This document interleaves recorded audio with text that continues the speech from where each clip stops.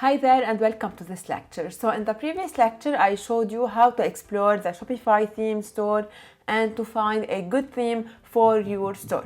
In this lecture, it's gonna be a very quick lecture. I'm going to show you how you can do that directly from your Shopify dashboard. So in here, you go to online store. Under online store, you go to themes, and this is where you have your theme section. As you can see, this is the theme I have added in the previous lecture. So it's the beauty theme, and it's now live and active. However, if you want to change this theme, I could go in here.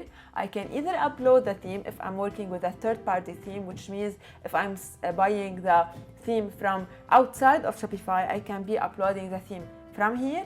If I want to explore Shopify themes directly, I go in here and I click on Explore Free Themes, and I can explore the free themes from here, or I can go from here to visit the theme store. So these are the things that you can do from here.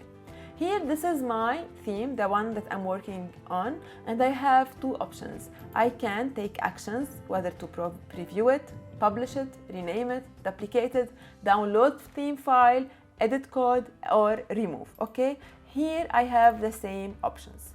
So this is from where I can start editing my theme. So this is it for this lecture. I told you it's gonna be a very quick one. In the next lecture, I'm going to show you how to start previewing and editing your theme. And before that, I'm going to show you how you can back up your theme. So if you are now running a store and you are worried about changing things live, I'm gonna show you how to work on that before getting live. So in this way, you will be working on the back end, not in the front end. So this is it. Stay tuned with me and let's meet in the next lecture.